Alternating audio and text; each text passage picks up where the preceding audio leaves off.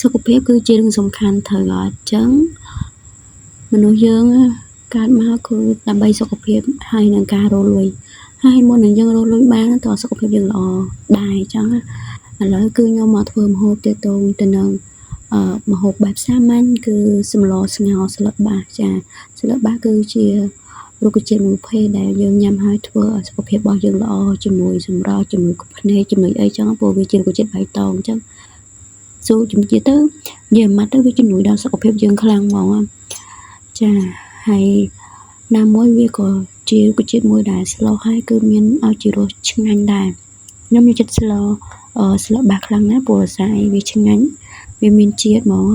អានឹងខ្ញុំអត់បានចិញ្ច្រាំសាច់ជ្រូកទេគឺខ្ញុំស្លជាមួយនឹងឆ្អឹងជំនីជ្រូកដោយបងប្អូនឃើញនៅក្នុងថងហ្នឹងអញ្ចឹងឆ្អឹងជំនីជ្រូកខ្ញុំទិញមកតែបន្តិចទេខ្ញុំអត់ទិញច្រើនទេព្រោះស្អីធ្វើម្ហូបតែមួយពេលអញ្ចឹងណាចាឲ្យខ្ញុំលាងឆ្អឹងជំនីជ្រូកឲ្យបានស្អាតលាង3 4ទឹកដែរអញ្ចឹងចាទីទូទៅសម្រាប់បើសិនជាយើងយកល្អឆ្អឹងជំនីជ្រូកខ្ញុំបើសិនយើងអត់ចង់ឲ្យវាមានខ្លាញ់ច្រើនយើងអាចថាស្រោះមួយទឹកក្តៅបន្តិចទៅប៉ុន្តែសារខ្ញុំអត់មានពេលវេលាក្នុងការស្រោះទឹកក្តៅទេអញ្ចឹងលាងទឹកធម្មតាយកលាងយកអញ្ចឹងហើយឥឡូវក៏មកលាងស្លឹកបាសដែលខ្ញុំបានបេះហើយនឹងចាស្លឹកបាសហ្នឹងគឺខ្ញុំទិញមកពីផ្សារអត់មានជារបស់ខ្លួនឯងទេបើសិនជាបានជារបស់ដែលយើងដាំទៀតគឺកាន់តែជាតិមែនតើដឹងមកពេលដែលខ្ញុំទៅស្រុកម្ដងព្រោះទីខ្ញុំវាសម្បូរស្លឹកបាសដល់ជុំវិញផ្ទះអញ្ចឹងនៅពេលខ្ញុំបេះយកមកស្លម្ដងគឺជាតិខ្លាំងមែនតើប៉ុន្តែដល់ពេល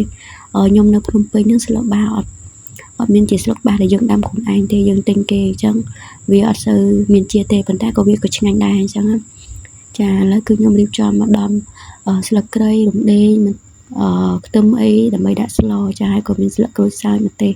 ដើម្បីឲ្យស្លរបស់យើងហ្នឹងកាន់តែមានឲ្យជារសហើយនឹងឈ្ងុយឆ្ងាញ់ចាអ្វីដែលយើងអត់បានហ្នឹងគឺស្លឹកក្រូចសើចហើយនឹងរំដេងហ្នឹងហ្មងចាខ្ញុំយកចិត្តពីរហ្នឹងព្រោះសារតែពីរហ្នឹងដាក់មកក្លិនឈ្ងុយមែនតើចាឥឡូវខ្ញុំដាក់រហូតតែបន្តិចទេចាហើយអំបិលបន្តិចដែរព្រោះសារតែខ្ញុំនឹងប្រើម្សៅស៊ុបរ៉ូឌីដែរអញ្ចឹងខ្ញុំដាក់អំបិលគ្រូសហ្នឹងតែបន្តិចទេហើយឥឡូវស្លឹកក្រូចសើចហ្នឹងគឺខ្ញុំបេះវាអញ្ចឹងដើម្បីឲ្យវាឈ្ងុយចាហើយដល់ពេលទឹកពុះហើយខ្ញុំក៏ចាប់ផ្ដើមដាក់សាច់ជ្រូកចូលចាសម្លរបស់ខ្ញុំគឺវាលឿនប៉ុន្តែបងប្អូនឃើញថាវាប្រហែលជាមិនតំណងទេប៉ុន្តែបើសិនជារសជាតិវិញគឺឆ្ងាញ់ខ្ញុំឲ្យលេខ1ព្រោះសារតែ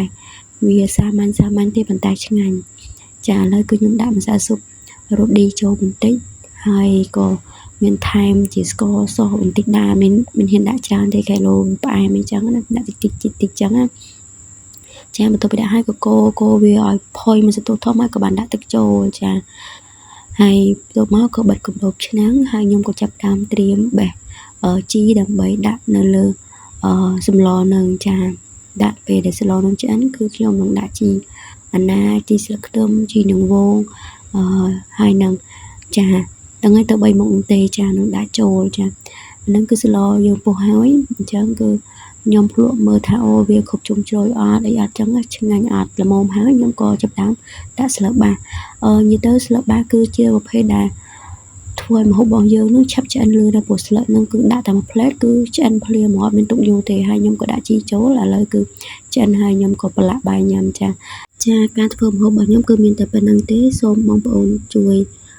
like ជួយ share ផងចាគុណច្រើនបាយ